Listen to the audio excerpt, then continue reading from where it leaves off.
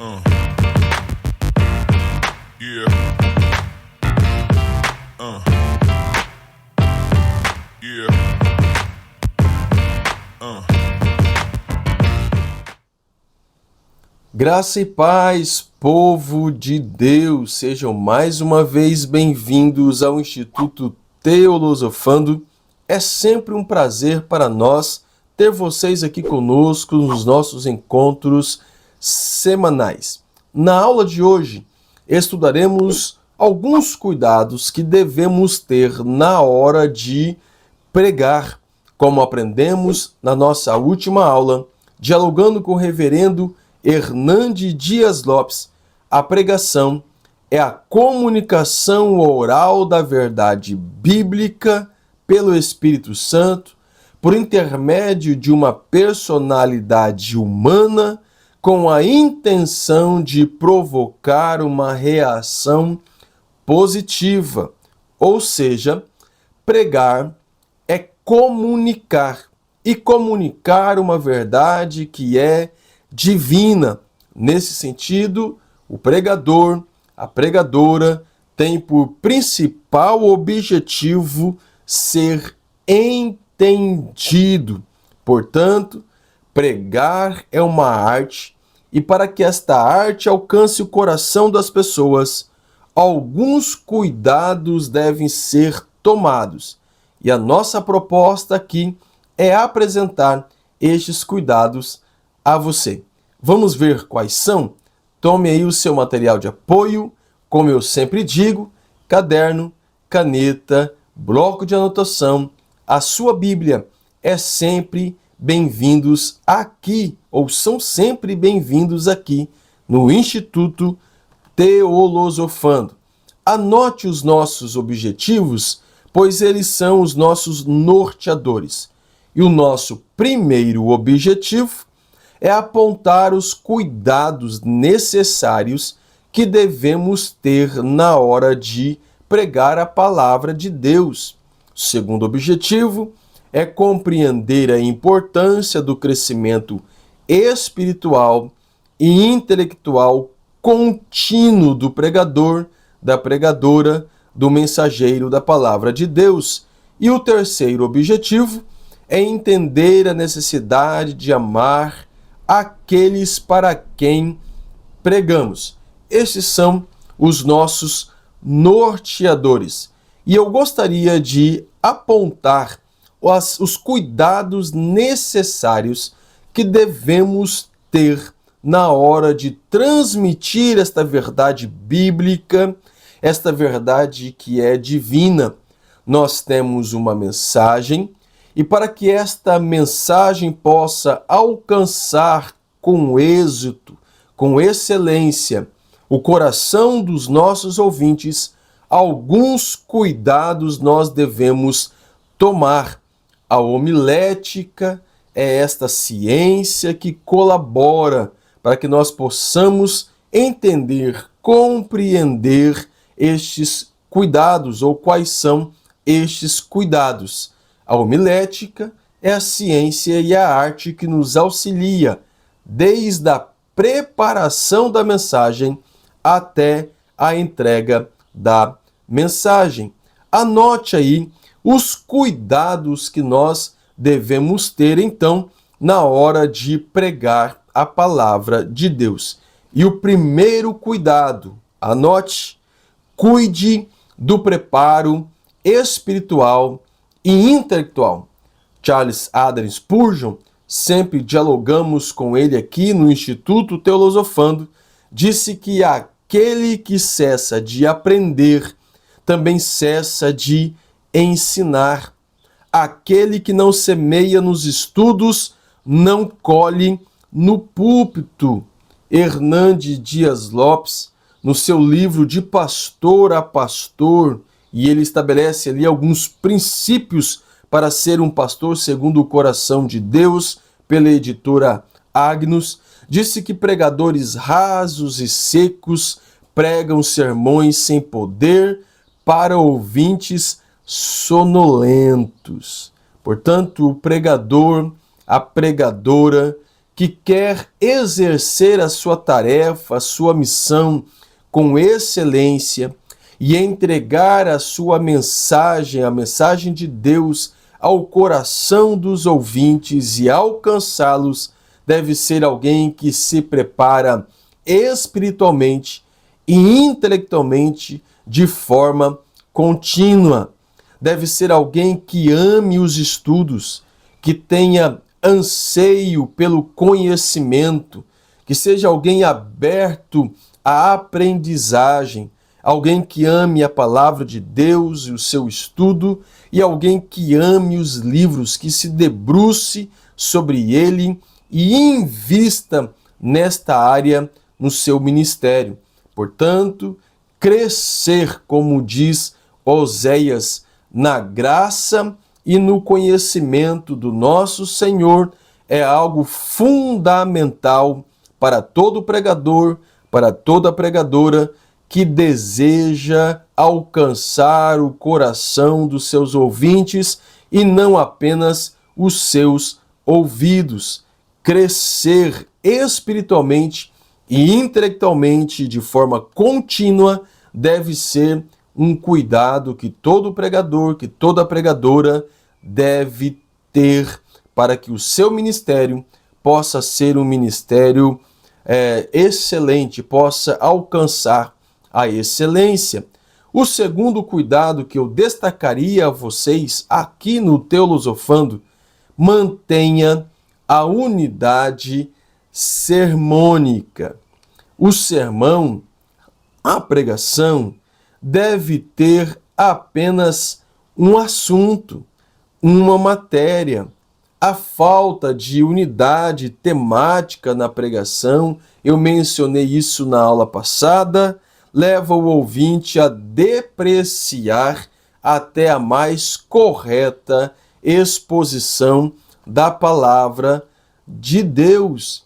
Então, o sermão, ele deve ter apenas um assunto, ele deve manter esta unidade para que ele possa ser acessível. Gilton Moraes, na sua tríade sobre homilética, ele colabora dizendo que a comunicação da palavra de Deus não é um amontoado de frases sem nexo, nem uma colcha de retalhos mal costurada. Então tem que ter unidade no seu sermão. E talvez o maior paradigma, o maior exemplo de unidade de um sermão que nós podemos conhecer e que temos acesso é o Sermão no Monte proferido por Jesus Cristo, Mateus capítulo de número 5. Se vocês fizerem uma leitura atenta do texto do sermão, que começa no capítulo 5 e conclui no capítulo de número 7, você observará que o sermão tem uma unidade sermônica. Todo o texto dialoga entre si. Toda palavra, ela tem o seu desenvolvimento. Jesus introduz o seu sermão falando das bem-aventuranças. Bem-aventurado, feliz é o homem que... E ele desenvolve o seu sermão, e ali ele trata de alguns assuntos importantes, claro que um cooperando com o outro, e vai concluir lá no capítulo de número 7, dizendo: todo aquele que escuta estas minhas palavras e as pratica, assemelhar-ei ao homem prudente que edificou sua casa sobre a rocha. E a pergunta: quais palavras? As palavras que ele acabara de proferir no Sermão do Monte. Observe que ele introduz o texto, ele desenvolve e ele conclui dentro de uma mesma unidade. Portanto, esta unidade sermônica é importante para que o pregador, a pregadora, possa alcançar o coração dos seus ouvintes através de uma mensagem coerente desde o início até o fim. Eu destacaria também além deste cuidado com o crescimento intelectual e espiritual, como também sobre a unidade sermônica do sermão, eu destacaria: pregue aquilo que vive. Os que pregam, os que anunciam a palavra de Deus, devem estar disposto a obedecê-la. Você concordaria comigo quando eu digo que é incoerente um pregador, uma pregadora, um mensageiro da palavra de Deus, pregar aquilo que ele não vive, aquilo que ele não está disposto a obedecer? Charles Adams Spurgeon dizia que o pastor infiel é o maior agente de Satanás dentro da igreja. Alguém que prega, alguém que ensina e não é fiel aos seus ensinamentos, não é fiel à palavra de Deus, ele se torna um agente de Satanás dentro da própria igreja. Hernande Dias Lopes colabora: a vida do pregador fala mais alto do que os seus sermões, no seu livro Pregação Expositiva. Observe que nós devemos pregar aquilo que nós estamos dispostos a viver diariamente, pois a nossa pregação ela é importante, mas o nosso exemplo, a nossa vida, fala mais alto do que a nossa pregação, do que a mensagem que nós temos a transmitir. Então, o pregador é aquele que vive primeiramente e talvez acima de tudo é o que vive aquilo que prega. Também, como quarto cuidado que deveríamos ter ou que devemos ter, concilie a doutrina com a aplicação, ou seja, a nossa mensagem deve ser aplicável, não apenas um discurso teórico, um discurso abstrato. Não, nós construímos pontes, assim como na hermenêutica, na homilética nós também construímos pontes ligando o mundo antigo, o mundo bíblico com o mundo contemporâneo. E para que isso possa ser efetivo na vida das pessoas, a nossa pregação, a nossa doutrina deve ser aplicável. Acompanhem comigo, por gentileza, a leitura de Atos dos Apóstolos, capítulo de número 2, versículo de número 42, quando o texto vai nos propor esta aplicabilidade. Acompanhe comigo a leitura que inicia da seguinte forma: e perseveravam na doutrina dos apóstolos e na comunhão. Observe que a doutrina é aplicável, é aplicada através da comunhão, no partir do pão, nas orações. Em cada alma havia temor, diz o 43, e muitas maravilhas e sinais se faziam pelos apóstolos.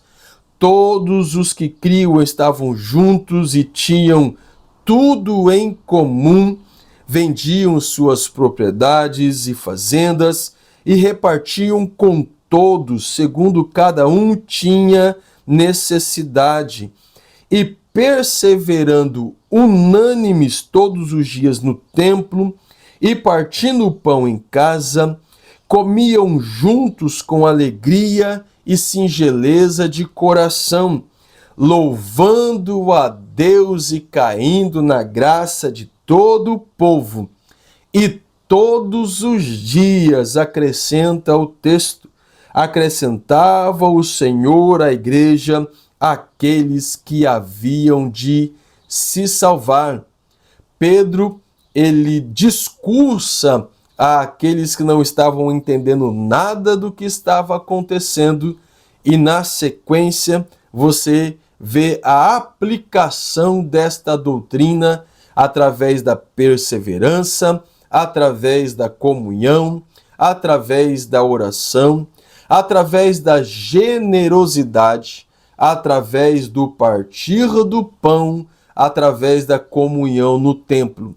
Ou seja, a pregação deve ser aplicável. Então aplique a sua pregação, que ela possa ser alcançável ao coração dos seus ouvintes. Como quinto cuidado que eu destacaria, priorize a pregação na liturgia do culto. Quantas vezes nós participamos de cultos, de trabalhos, que a maior parte do culto é desenvolvida através dos louvores, através de trabalhos paralelos, enfim, outras coisas que vão tomando conta, que vão adentrando nossos trabalhos e tomando o tempo da pregação.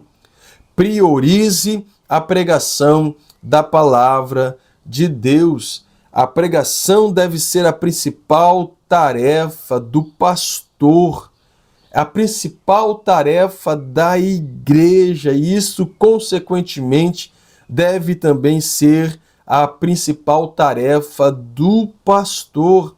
Atos capítulo 20, versículo 7, Paulo reúne os seus discípulos, ele reúne a igreja, e o texto nos diz, no primeiro dia da semana, ajuntando-se os discípulos para partir o pão, pregação aplicável, Paulo, que havia de partir no dia seguinte, falava com eles e alargou a prática até a meia-noite. Se vocês observarem o texto, até milagre acontece naquele culto, mas a pregação era a prioridade do trabalho do apóstolo Paulo. Então, pregues a palavra de Deus, priorize a pregação na liturgia do culto, pois é através da pregação que vidas serão alcançadas. Então, priorize a pregação na liturgia do culto. Eu destacaria também, como sexto cuidado que nós devemos ter, ame as pessoas. Richard Cecil diz que amar a pregação é uma coisa, e amar para quem ou aqueles para quem pregamos é algo bem diferente. Então ame os seus ouvintes. Marcos capítulo 10, versículo 17 ao 21, diz que Jesus também estava pregando, e o texto colabora: e pondo-se a caminho, correu para ele um homem, o qual ajoelhou diante dele e lhe perguntou: bom mestre, que farei para herdar a vida eterna? E Jesus lhe disse: por que me chamas bom? Ninguém há senão um que é bom. Tu sabes os mandamentos, disse Jesus: não adulterarás, não matarás, não furtarás, não dirás falsos testemunhos, não defraudarás alguém, honra teu pai e a tua mãe. Ele, porém, respondendo, lhe disse: mestre, tudo isso guardei desde a minha mocidade. E o texto ainda diz: e Jesus, olhando para ele, o amou e lhe disse: falta-te uma coisa, vai, vende tudo o que tens e dê aos pobres, e terás um tesouro no céu, e vem e segue-me. Mas observe o texto: olhando para ele, o amou. O pregador, a pregadora, deve mais do que amar a pregação, deve amar os seus ouvintes. Então ame as pessoas. E por último, pregue com graça. Não é incomum vermos pregadores que, se valendo da oportunidade de ministrar a palavra de Deus à igreja, usam este tempo para descarregar nos ouvintes as suas frustrações. Pregam sem amor, pregam sem cordialidade. Paulo vai escrever a Timóteo, em 2 Timóteo, capítulo 4, versículo 1 e versículo 2, conjuro-te, pois, diante de Deus e do Senhor Jesus Cristo, que há de julgar os vivos e os mortos na sua vinda e no seu reino, que pregues a palavra, instes a tempo e fora de tempo. Timóteo, redáguas, repreendas, exortes, com toda a longanimidade e doutrina. Observe, faça isso, mas faça com longanimidade e pregues a palavra de Deus. Portanto, nós devemos pregar a palavra de Deus com graça, com cordialidade. Estamos falando com a noiva de Cristo.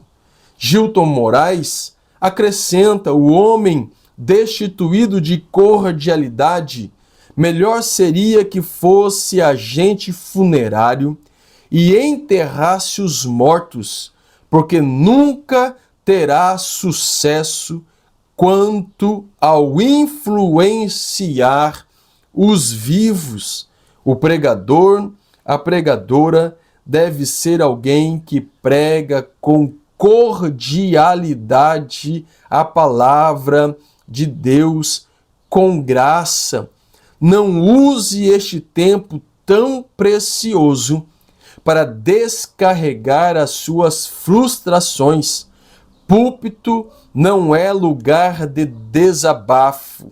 Púlpito não é lugar de ofensa. Cuide com as palavras. As pessoas muitas vezes chegam à igreja carregadas de frustrações, chegam à igreja carregadas de dilemas, sofrimentos e buscam ali uma palavra de orientação. E muitas vezes o pregador usa esse tempo para descarregar a sua ira e as suas frustrações. Cuidado! O apóstolo Pedro, ao orientar os seus discípulos, no capítulo 5, versículo 1 a seguir da sua primeira epístola, ele diz aos presbíteros que estão entre vós: admoesto eu, que eu sou também presbítero com eles e testemunha das aflições de Cristo e participantes da glória que há de se revelar. Apacentai o rebanho de Deus que está entre vós, tendo cuidado dele, não por força, mas voluntariamente, nem por torpe ganância, mas de ânimo pronto, nem como tendo domínio sobre a herança de Deus, mas servindo de exemplo ao rebanho, e quando aparecer o sumo pastor, alcançareis a incorruptível coroa de glória.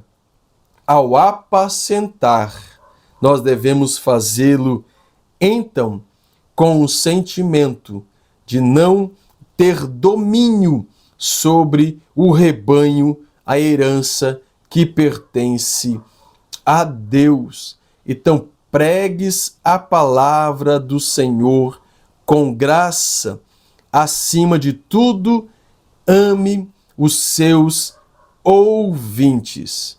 Eu concluo com uma frase de Richard Baxter, quando ele agrega ao nosso conhecimento, dizendo: preguei como se não tivesse certeza que pregaria novamente, como um homem moribundo para moribundos. Pregue como se fosse a sua última oportunidade. Entregue tudo de si.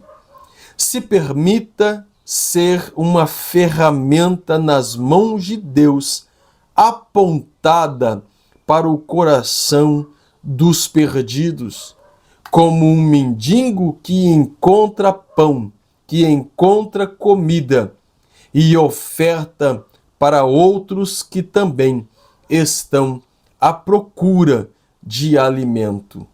Que Deus em Cristo Jesus abençoe você, meu amigo, minha amiga, que deseja pregar a palavra de Deus e que o tem feito com graça e com conhecimento diante do Eterno.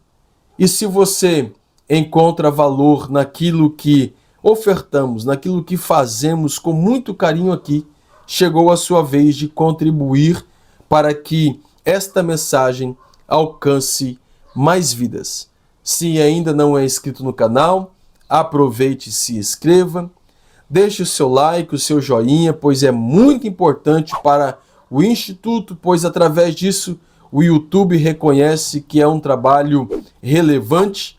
Deixe sua contribuição nos comentários e compartilhe esta aula, esta videoaula com os seus amigos no grupo da sua igreja, para que mais vidas possam ser alcançadas com esta mensagem. Na próxima série, nós vamos estudar sobre a palavra de Deus. A Bíblia que eu leio é a proposta da nossa próxima série e eu aguardo vocês até lá. Deixe o seu comentário, o seu joinha, a sua contribuição. Um grande abraço.